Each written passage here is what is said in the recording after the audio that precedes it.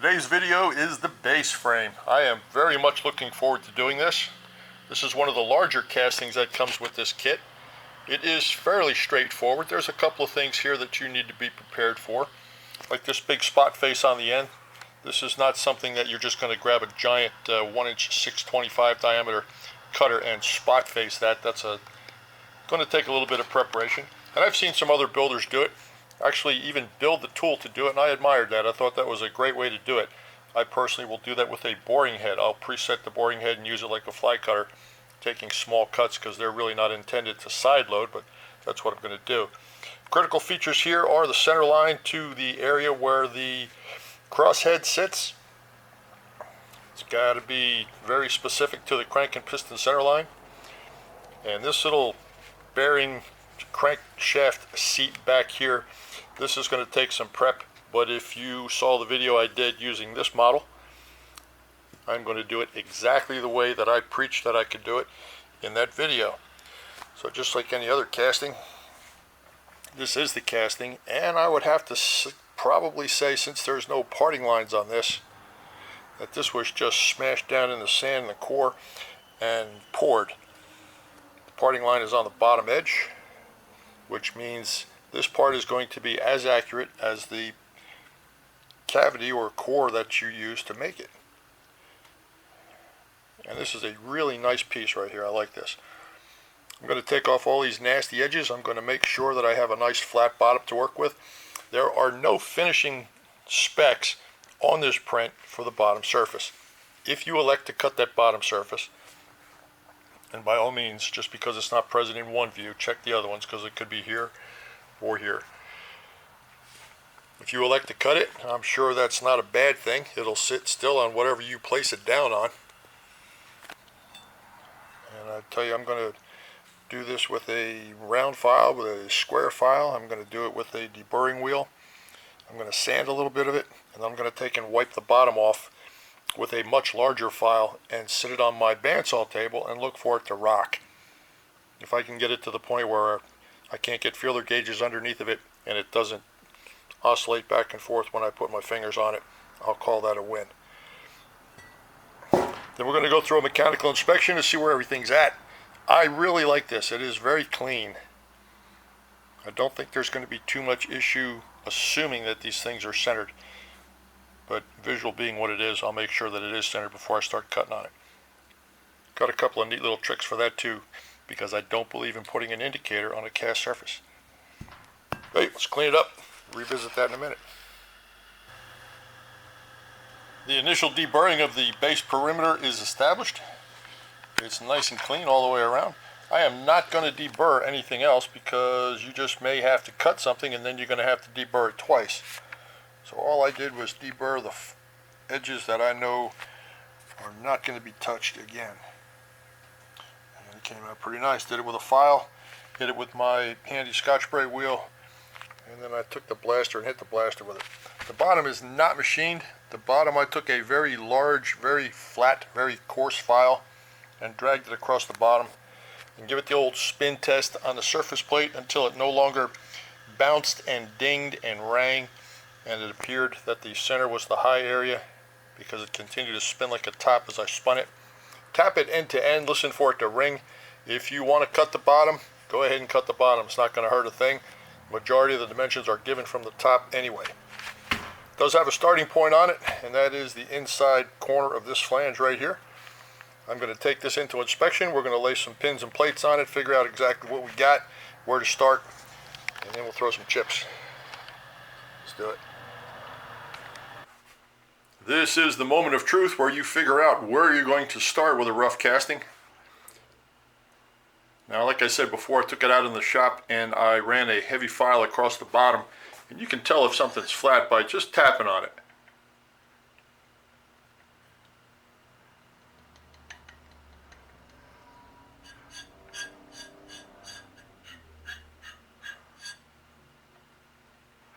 If it makes a rocking sound, if it makes that kind of noise, you know it's probably not flat. But if it's dead, then you know you can trust it.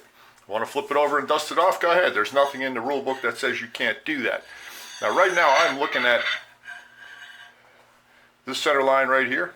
I'm looking at how flat it is, and I want to come up with a good place to start machining on this because, well, you know, there's another gland fitting right here, and that needs to line up. You want this radius to be true to the cylinder that's going to go on there, and hopefully you want everything to fall in line when you do what you do. Not a big fan of putting an indicator on a casting, never have been. Kind of defeats the purpose of having a casting. So what I'm going to do is I'm going to, after wiping this with a file, okay, let's see if we can see the high spots. See the little shiny spots? Casting is just as many dips and divots as it is high spots, so just take a file and knock off the aggressive stuff. Don't smooth it out, just knock off the high spots. I put a parallel on top of here. I'm going to check and see how flat that upper surface is, whether or not I can trust it. If it's within a couple thousandths of an inch, I'll use it.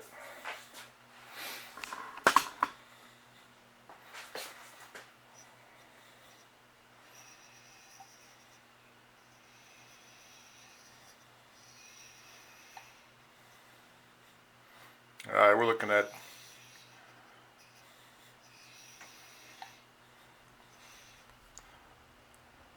let's hold it.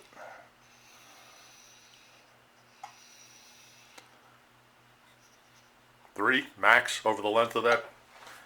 I would say that's more than acceptable. 1 degree error is 17 thousandths per running inch. So if I'm talking 3 thousandths of an inch over a 4-inch run, that is pretty trustworthy for a casting. I like it. The other thing I'm going to do is, for finding the center, I'm laying a rod right in here. And when the time comes, I will indicate the rod, the top of the rod, and I will indicate the sides of the rod straight, and then I will find the center, and that'll put me right dead in the middle, provided you visually like where it ends up. Now the camera angle and the shadows and such aren't really doing this any justice.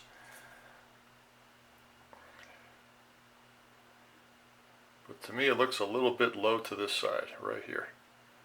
That would be easily rectified by sticking a shim underneath one of the legs to move this up. I really do want that to be centered. That's big on my list. I'm also at this time trying to take a look at the gap in the back. And we'll see where the projected center line of this rod falls as far as the back is concerned.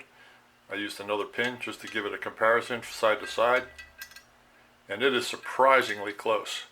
Close enough knowing that the caps that go on here 625 wide should more than fall within the boundaries of the casting after I machine those.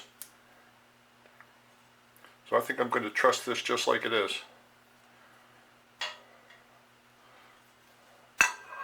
For those of you that are screaming at the TV right now, check the top. Let's check the top. See what that looks like.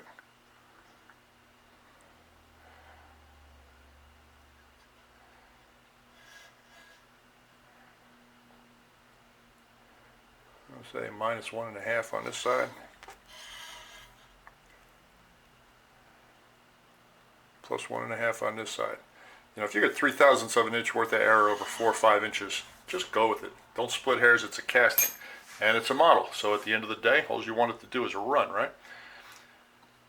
Let's get it out to the machine, figure out a creative way to clamp this so that I can machine these surfaces while you have it set up for these surfaces. Put those tapped holes in that hold down the rails. You're already oriented for it. Why do 2 setups? I'm also going to take a dust cut on this surface right here, establishing a witness surface for all the datums that are given from this edge right there. That's your starting point. This face and this top right there. Boom. All right, let's put it on the mill. Make some chips.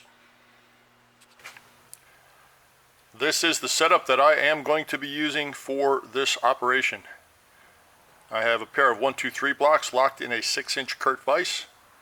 One is about 3/8 of an inch lower than the other one. And if you ever want to do that with any type of accuracy, this particular little plate right here, I call my cheese board. this little plate right here is just a little thinner than 2 inches, and I can lay it on the parallel underneath the other block.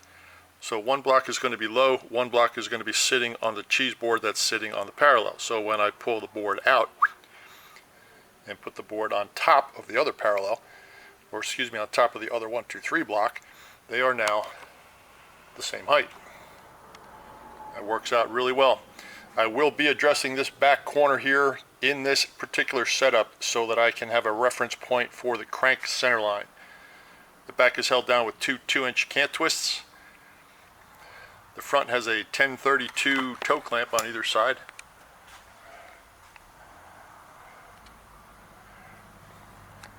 And my little fixture plate, tooling plate, cheese board, whatever you want to call it, is tied to the 1, 2, 3 block on the other side. These little guys right here are just strictly outriggers that are bumped up against the casting to keep the casting from sliding back and forth. That takes the load off of these guys right here, and the only thing these need to do is keep it down. Alright, so if you can stabilize your casting, take the movement potential out of it that way, that will work out really well for you. I have a 500 diameter pin laying in the track where the cross head is going to sit. Visually, I like how it lines up. It is lined up flat across the top. It is trammed center line like you would tram anything else with your indicator.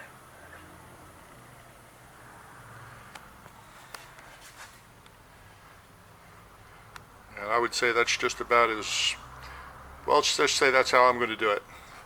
I did lay a parallel on top of the crosshead slide area, and there was about a 2/1000 error. With this 6-inch pin in there, this is probably less than 2 for the full length. You can't trust it. I also took an indicator reading on the side of the pin up here at the same level, moved out, moved over, and registered against the casting on both sides, and that reading was within 2/1000 as well. So I trust this setup, and that's where I'm going to start. I'm going to lock it down, load up the cutter. Let's get real. In order to establish my starting point, I am going to bring my cutter down and just kiss the top of this 3/4 casting area right here. There's no finish mark on top of that, so I am not going to cut that. I am just going to encounter it ever so slightly. I'm going to do the same thing with this back face here. That will then be my 0, 0 point. Step forward. This is 187.5 imperial, and that's about 4.5 millimeters. So I'm going to come over, leave a little bit of material on this face, but I am going to traverse that face and make a cut so that when I stand this piece up and do the radius that it's called out to be, that finish mark right there, I'll know that I am within my 3/16 that I'm looking for, and everything else will fall in. 750 plus the 125 from the center line down. This is the first feature I'm going to cut. I am going to cut these rails and the center track. 564, 282 each way first, and the 375 clearance right there. That is right there. All right, here we go.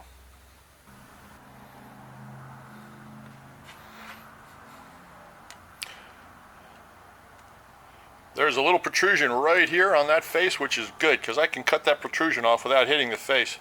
I can feel it with my nail. I'm going to run back and forth on the y-axis until I shine the top of that. That will be my Z0. And I'm going to shift over and kiss this face right here. Let's do it.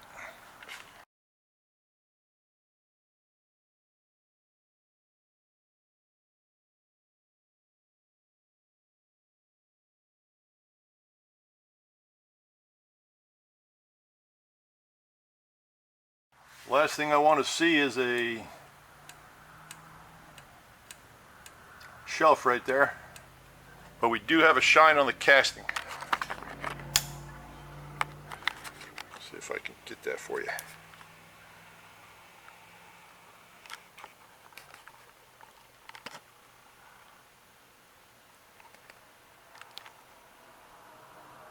Right at the very top you can see the shine. Right on top there is a blemish as well. I am now 0, 0 on that corner. 3/4 to the center line of the gland plus 1/8, that is 875.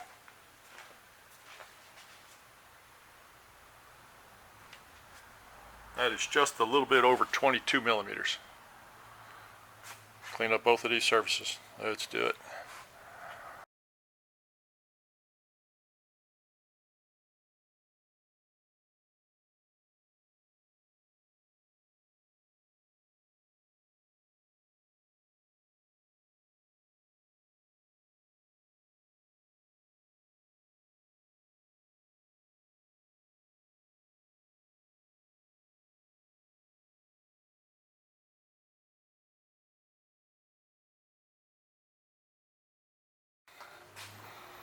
Crosshead slide surface complete. Drop it down to 375 for the clearance cut in the center and establish the 564 width for the crosshead guide surfaces.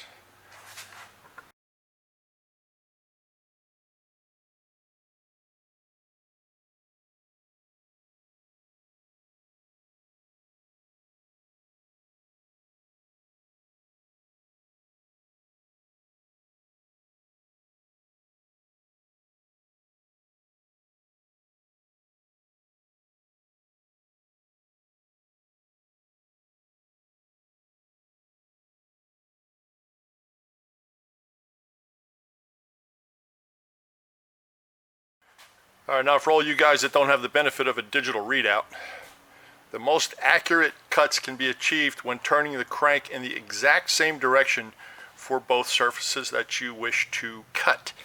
Now let me see if I can explain that better. I'm going to go beyond center with this cutter. I'm going to go past my number. My number is 126 is what I want to say. So I'm going to go to about 140. All right. Now I'm going to turn the y-axis crank clockwise and come back to that 126 I want. When I reach the other end of the slot after the cut, you know to move this casting into that cutter, it's also a clockwise move. So we go to 126 on the other side.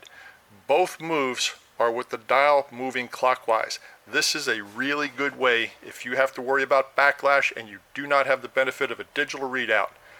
Go beyond your surface, come back to it, and then the opposite side cut, you don't have to worry about anything. You're already there. All right, hope that makes sense. Let's get closer and check it out.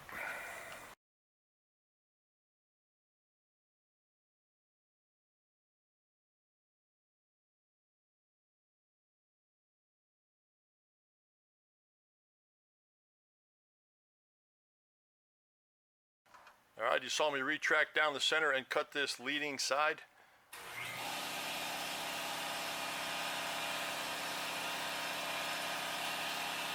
Since the y-axis does not have two cranks, you got to watch for that crank to flop. If it moves, recut it. You got to be sure that you have what you think you have.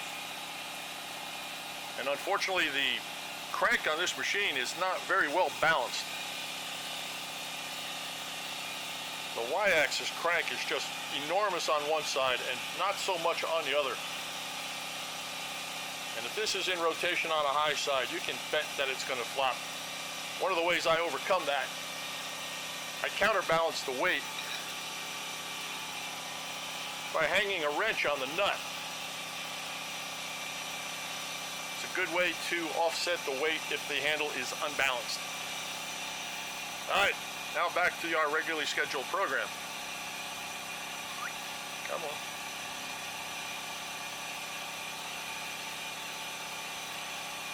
I am going to use gauge pins and an adjustable parallel in this slot. I'm sorry if that sounded loud because it sounded loud to me. I'm going to stick gauge pins and adjustable parallel in that slot to achieve the 564 I'm looking for. If you go over the 564, it is not a problem. This is a functional slot. It needs to accept the bosses on the crosshead. So let's inspect it and make the final cuts.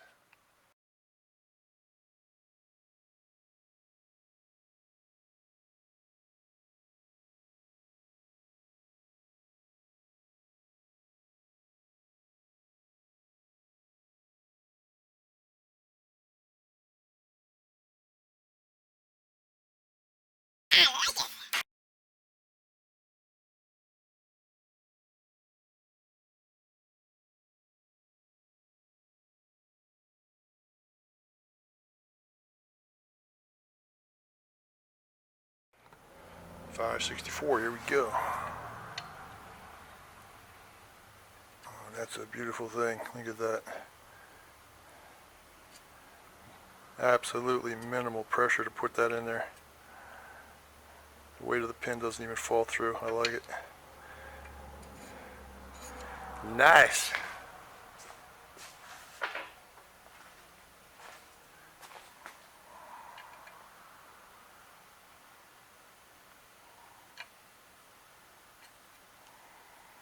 Beauty.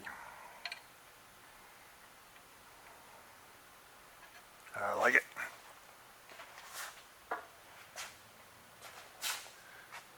Okay, now if you set your tool the way I showed you, there you go, you can see those little shiny marks I left on there.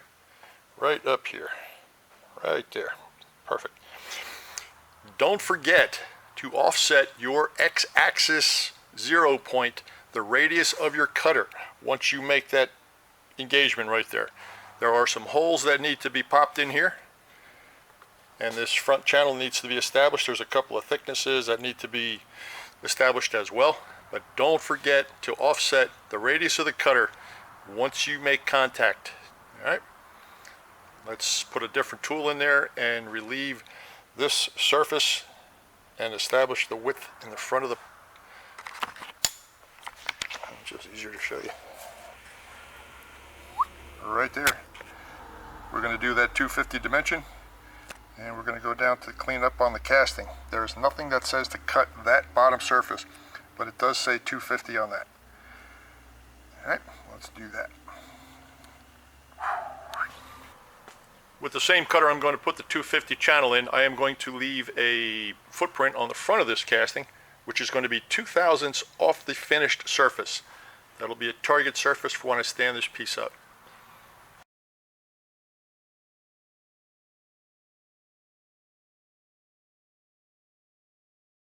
And as luck would have it, using a 250 cutter, the offset is 313 from both 0 points to establish those two faces. 3/16 here, 3/8 thick. So it's 3/16 from here to here and 3/16 from here to there. The initial witness mark left by the crosshead track cutting should go away rather quickly. Let's do it.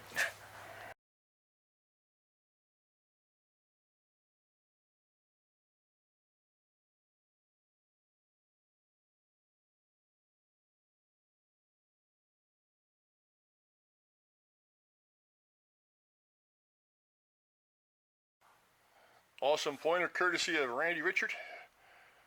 I am looking to keep this surface right here away from this surface, just by a little bit. I'd rather not have a big ugly cut mark in there, but because of the radius, I'm sure there's going to be some bleed out in this area. I do not want to cut that. It's not called out on the print. I'd rather not do it. There you go. Interested in one of these beauties? Contact Randy Richard in the shop.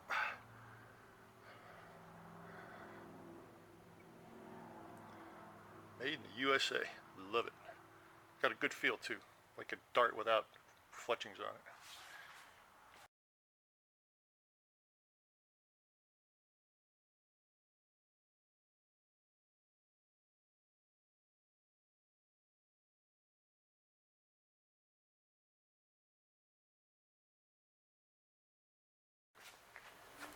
This particular feature is not on the print, but since it's my model and I know exactly what these surfaces are doing, I am not going to use a file to break these internal edges right here, up top. I'm going to use a 45-degree 6-flute carbide chamfer tool. Since everything is symmetrical, whatever the setting is for the back edge will be the same for the front edge. I will also run that cutter along this back surface. Come on, Mr. Focus. There you go. Right there. Here and here. I just like a machine chamfer so much better than a hand-filed chamfer. It just adds a degree of quality that can't be beat. So let's do that.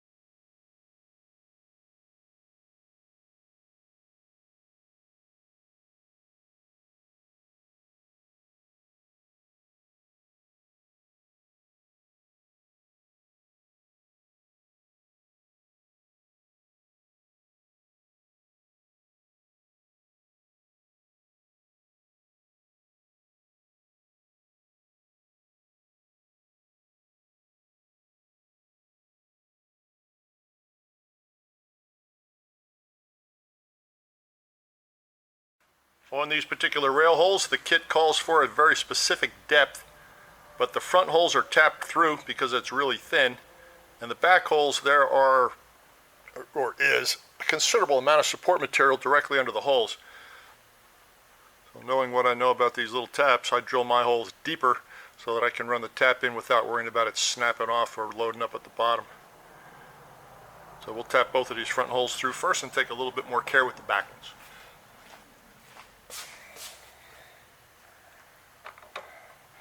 Spring-loaded tap guide.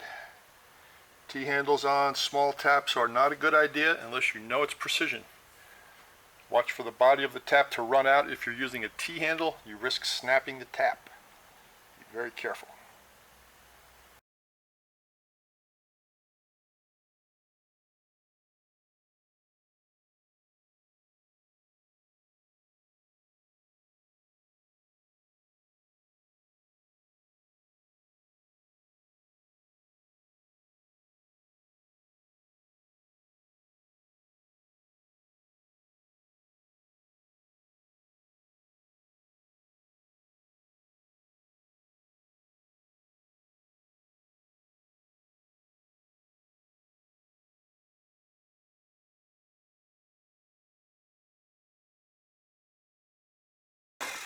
Okay, anybody that watched the wooden model that I made a while back, I am going to use that exact same technique right here. If you are unsure of what I'm about to do in detail, by all means watch that video, and it's going to go into a whole lot more detail than I will probably cover here. I'm going to use that reference surface right there, knowing it's 125 below center line, to locate my center line, and I'm going to put a V-notch in this, something that I can register a pin in and indicate at a later date. Let's do that. The next operation may be a little confusing, but I'll try to show you as clearly as I can. Working off the 6-inch 156 center from the face of the flange right here, that point right there, I'm going to work my way back to this center part, and I'm going to cut a notch in there like this. I'm going to go 100 back, and I'm going to go 100 down. I will not hit either corner here because I trigged it out, nor will I hit the other side of the bore. This is 187 radius here, so going 100 thousandths isn't going to hurt anything. Okay, I'll be about 136 into that 187 radius. And what that'll effectively do for me is create a V-notch. Let's do that, so you better see it. There you go. So when I pivot this thing on the 45-degree angle, I can sit a pin in that V-notch, and as this part pivots, it'll be just like swinging around a given point in space. It'll just turn. So if I can indicate either side of that pin, when this is repositioned at 45 degrees, I will know that I am spot on. Likewise, finding the top of the pin, once I pivot, I will know my height to my theoretical center line, and then I can back up the 031 for the parting line of the two components. But the lower half is the center of the arc. The top is the 31 that will fill in the bearing caps that I just did. I really hope this works. I really truly do. You only got one shot at this one. All right, let's do the setup. These are the numbers that I'm going to be working with. I have zeroed out my end mill to be 0 at the end, not 0 over the center. The tangent diameter of the end mill is true to the edge, so I can work right directly to these numbers. I want 100 thou back from center, and I want 100 thousandths below center. That means the cutter itself has got to be 25 thousandths above the area where the cross member, forgive me, I can't remember the name of it. Anyway, it's got to be 25 thousandths above that surface. I set that with a field gauge, and the rest of these numbers, I'm just going to plunge right in there and cut that notch, and we're going to keep our fingers crossed that it looks like the picture. With any kind of luck, it's going to end up somewhere midstream in that area right here. That way when I put this pin in, I can flip this part 45 degrees, re-indicate the pin, and I am home. Let's do it. Keep fingers crossed.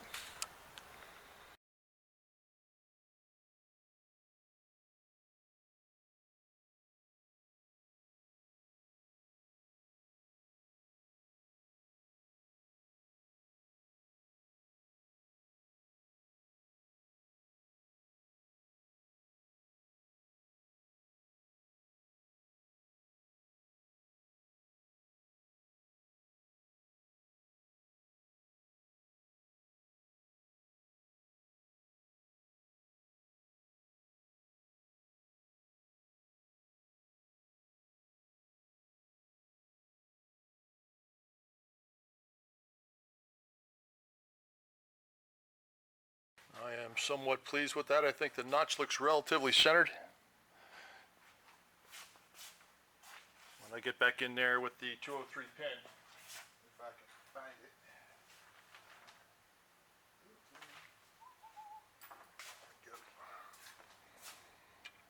200 pin. Actually, it's 203. I went 1,000 deeper and 1,000 further back.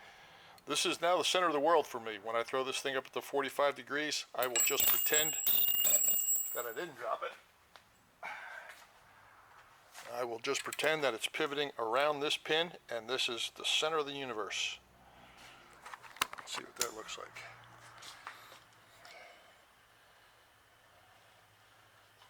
We are true to the part. It is square to the part. It is planar with the crosshead rails. It is perpendicular to everything, and it is correctly located. As soon as I find that pin is on the center of where the crankshaft is going to sit. Let's take some cuts inside here. There are some dimensions that need to be achieved in here in order to swing the crank. And that is right here on the print.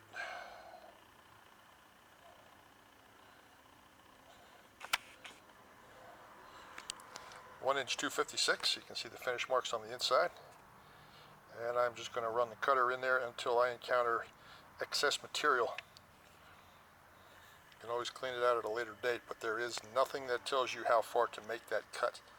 So I'm going to go until I encounter the radius right here, and until we start doing some damage back in this area. Let's do it. Changed over to a 5/16 4 flute extended length of cut carbide cutter.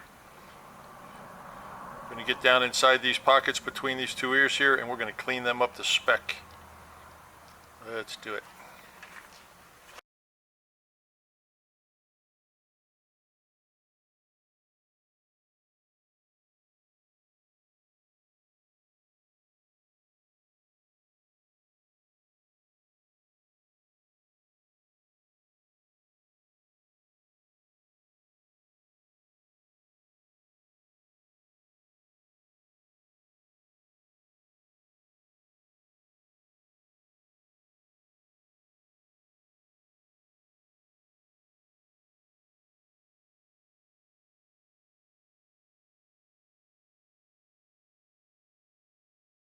Okay, we have crankshaft relief.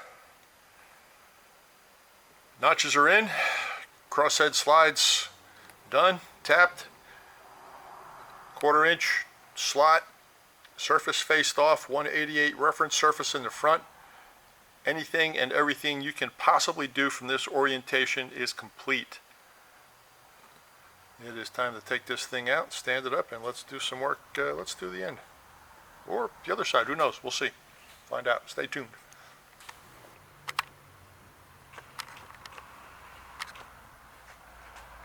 This is my setup for the end where the cylinder mounts.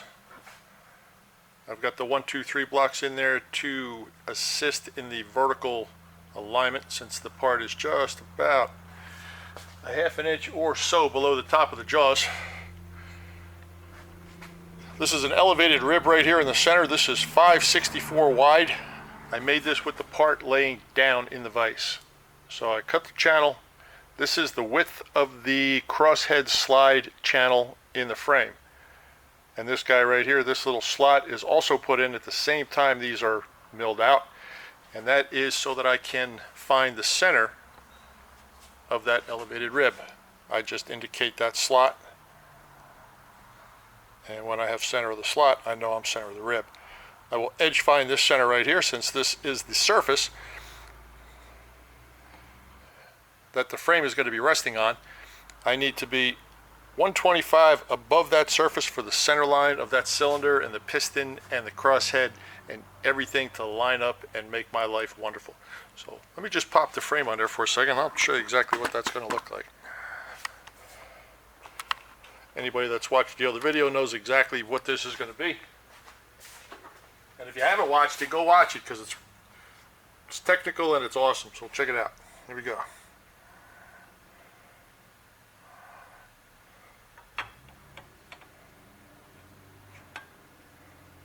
Alright. Beautiful. It's banking on the surface that the dimensions are given from.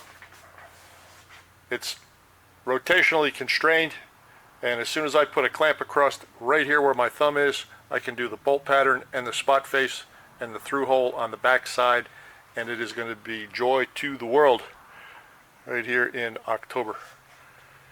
Alright, let me line it up. We'll get the part on there, and away we go.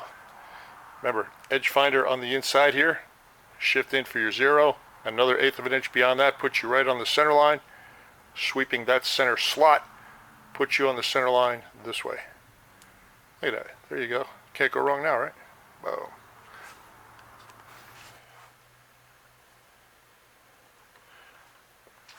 The small flat that you see is the flat that I put on when I did the crosshead slide area.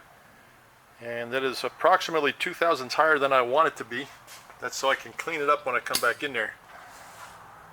Take this opportunity to run the indicator across that and verify that it's true. There you go. Love it. First thing I'm going to do is pick away at this with a boring head that's been preset to 1 inch 625.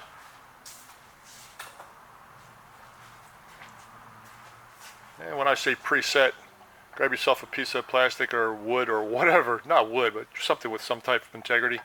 Saw a notch in it, and then just plunge your boring head down into it and keep on measuring it until you have the diameter you're looking for. I am now going to use that tool like an end mill and clean this end surface.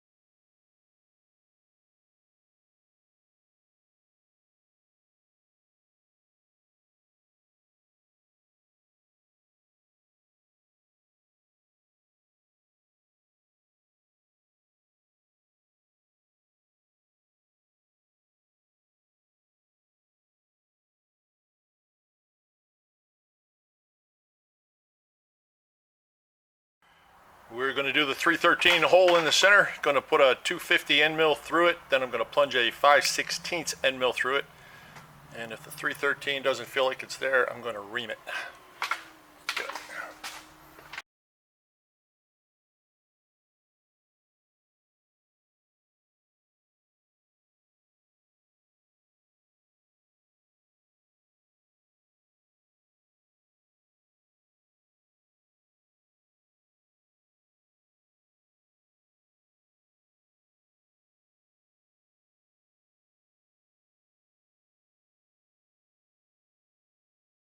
313 reamer to finish.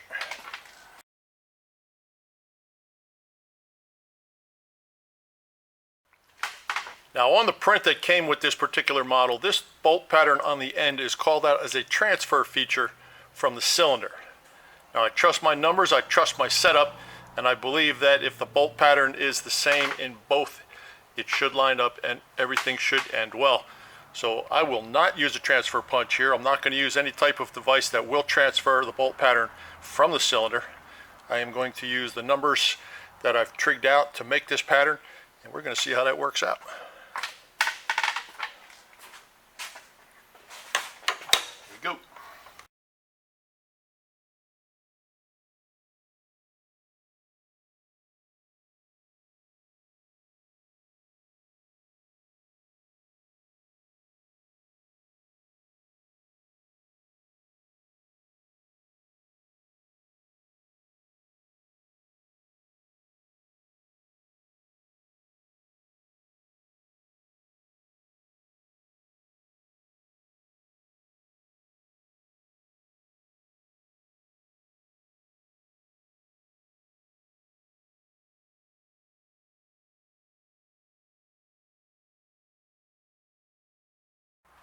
Final remaining feature is the 256 gland flange holes on either side of the 313 through hole. Now this is 3/8 of an inch thick, and they've called for a 256 thread to go completely through that. If the tap that you're using will not cooperate, I believe it is okay from this side to put a pilot hole that's bigger than the 256 diameter screw about halfway through this flange. The screws will be coming through from the opposite side underneath, and will only need to engage about 3 or 4 times the diameter of the screw. So if you do have a problem with engagement or reach on the tap, put a bigger hole on this side about halfway through from this surface. Let's set that up. Okay, I am making a mid-run modification. First one of the kit, because I've been following these numbers spot on. I am going to pilot drill for the tap both of these holes, and then I'm going to go back in with a 90 thousandths diameter or 0.89 diameter drill, and I'm going to go about 1/8 of an inch deep. This is 3/8, and there's no way you need 3/8 worth of engagement for a 256 screw. Plus the tap that I have does not have quite enough for 3/8 worth of thread. So I'm going to go 1/8 of an inch deep with an 0.89 drill from this side. Both sides. Both holes, one side.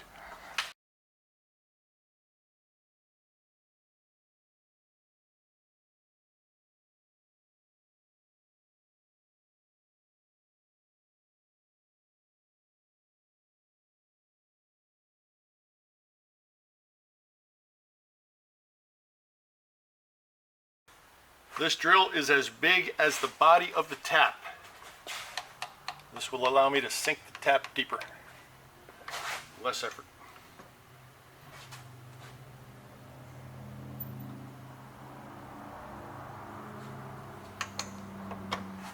$130 deep. This is not on the print.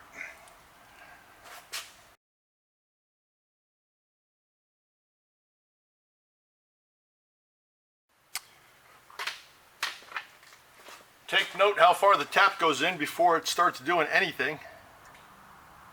Okay, there you go. I mean, it can stand up. There's about 1/4 of an inch left of material to tap. It's going to make it quicker, easier, and there'll be plenty of threads at the end of the day.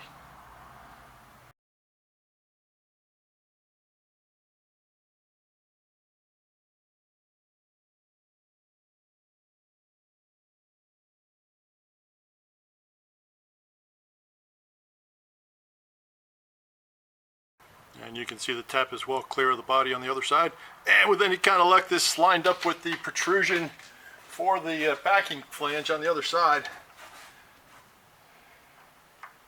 This is one of those, boy, you just got to be at the mercy of the pattern gods to hope that everything went well. That 3/4 inch reference in the beginning is touch and go.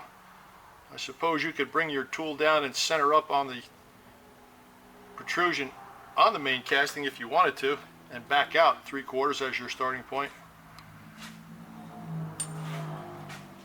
There is no good reason to leave this part in this setup, so let's take it out, deburr it, put it on the bench, and see what happens. But you can see the fringe benefits of that setup. It's just bulletproof. Everything is perpendicular, everything is square. You don't have to indicate anything except the block itself. You indicate the center trough on the block, and then move in the right direction now. All right, pop it out, deburr, take a look. Keep fingers crossed. Let's take a look at today's progress. I know everybody wants to see this because so do I. Actually, it goes this way, right?